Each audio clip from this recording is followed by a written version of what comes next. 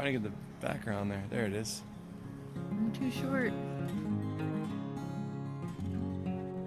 I've been trying to wait for the weather to get better to show you guys this campground, so better get it in between rain showers. Get everything hooked up, power, water. Very happy with this. Nice little campground. The office is right here. But just a really good shoulder workout. Really pumped. Feels like they're starting to grow. Now that I'm not building that trailer every day, building that camper every day rather. All right guys, love y'all, be good to each other. See you soon. Let's see if this fits first. Come on, go sideways. Let's see. Look, that horse flies back. Yeah, it don't fit. It needs to be like a half an inch bigger. See? Okay, so if that's a 2. This is a 2. 2 1/4. The That's 2 a 2 9/16. This has gotta. It's gotta fit, but it won't let me grab onto it. You know what I mean? Yeah. Watch. Well, it's actually missing some. It's missing half an inch. Okay, because I did see you. You don't have to touch it. Okay. I see. All right.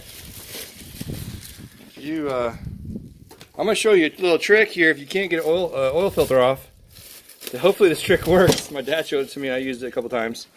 We're gonna take a screwdriver and we're gonna pound it through the oil filter. Yep. And then I got my hammer. Yep. And then we're gonna crank it. Where's your hammer? I got it. You got the camera? Oh, okay. You're covering the lens though. All right. Does this move up? Yes. Nice.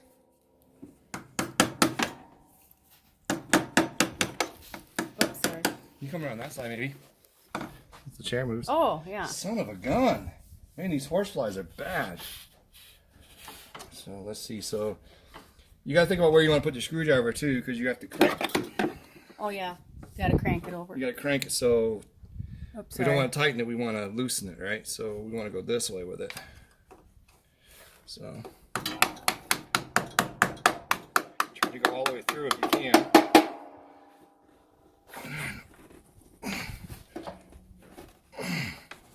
See, it's going. Why is it on so? Let me come around this other way. I'll turn as far as I can, and I'll make another hole, I guess. I wish I'd known he was struggling with it. I didn't know what he was doing over here. So why is it so tight? There it goes. It's going. Just gonna take it a few times. Normally you use a long screwdriver. Right. That's all I got though. There it goes. How can you do it with your hand? Yep. All right. Good job. And then you know the trick of the gasket thing, right? Where's the other oil filter? You put oil on it around the top? You know that trick, right? Yep. Okay, here I'm all over the place.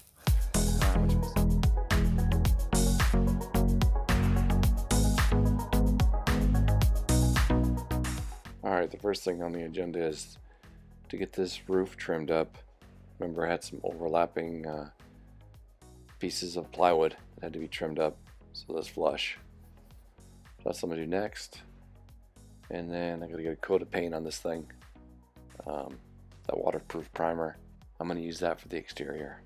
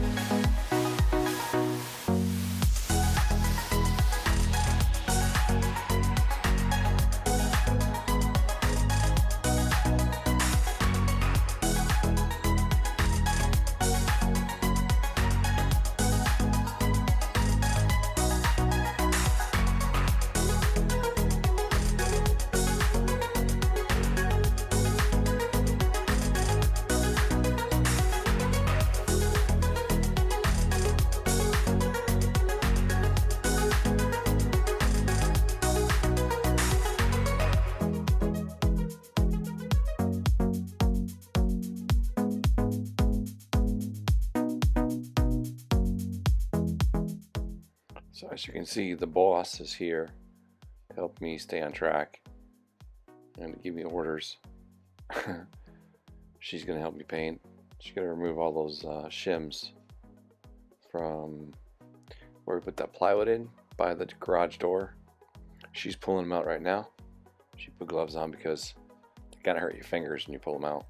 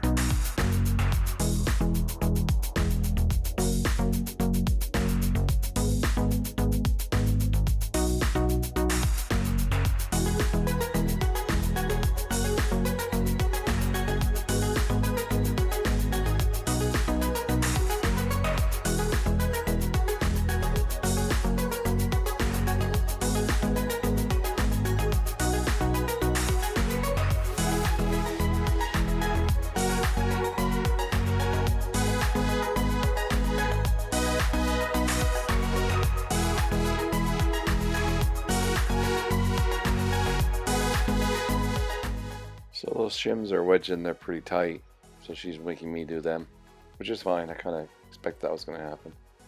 So she's going around picking up all the scrap wood to put in our burn pile. Get that out of the way, picked up.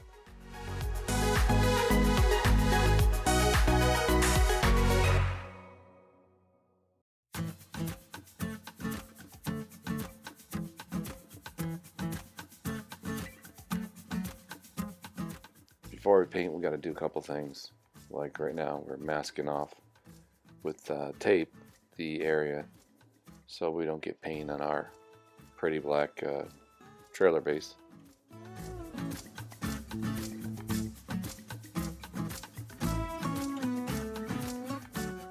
Oh yeah, and she's a hot one today.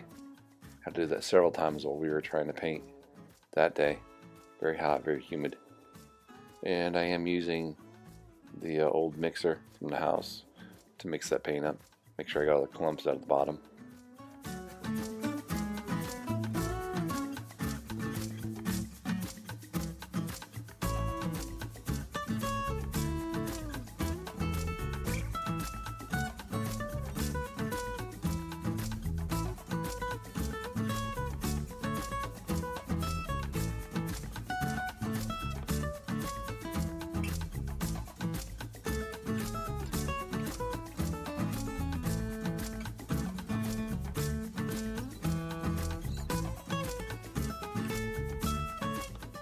And yes, it was at this point I realized I needed to caulk the openings for the garage door and the access panels. Same thing I did to the windows. Caulk them and paint them.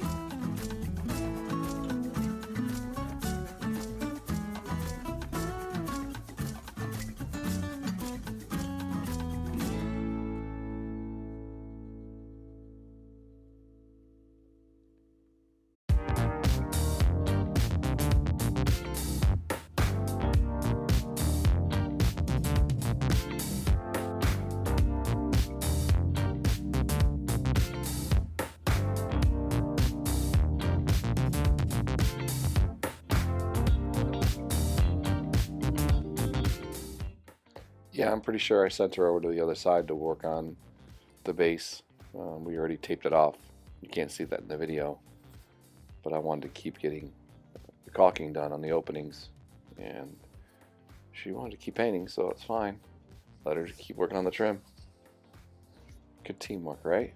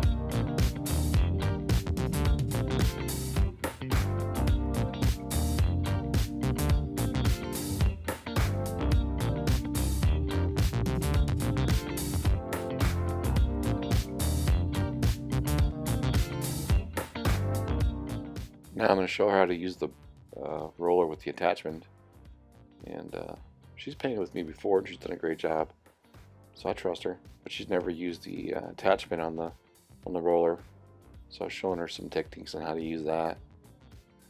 And I'm going to keep caulking. I'm probably going to go around the other side while she's doing this side and get the caulking done over there too.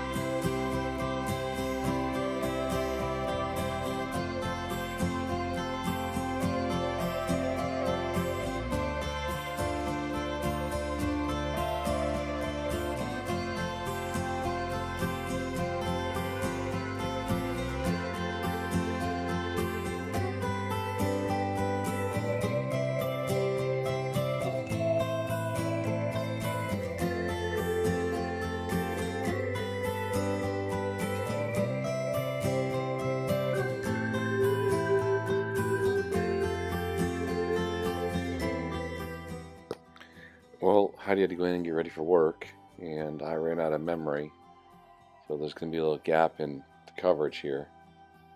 In fact, I ran out of memory just as she was going inside to get a shower before work, and so I had to stop what I was doing.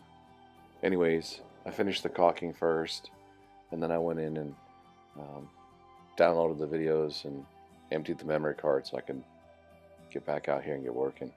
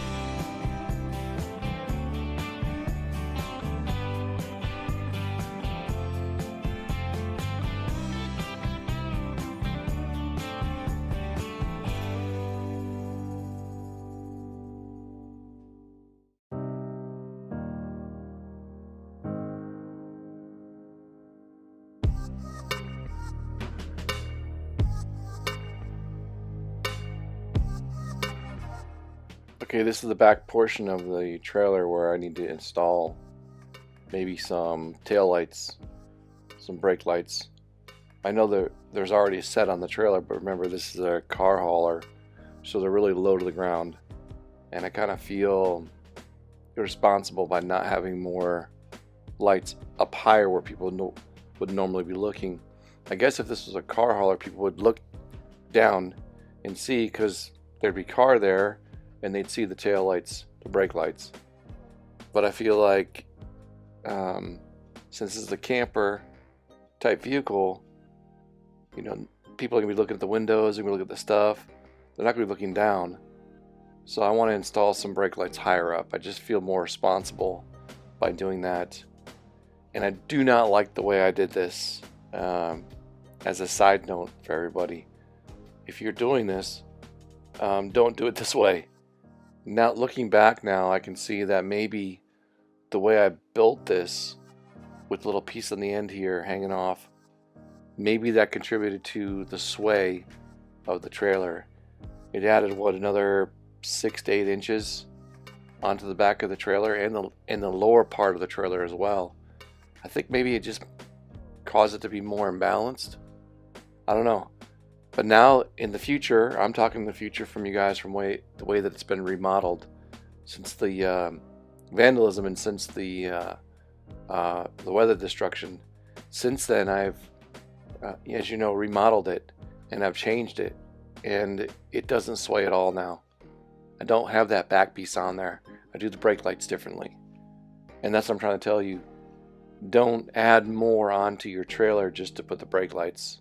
There's other ways to do it, and I found another way to do it.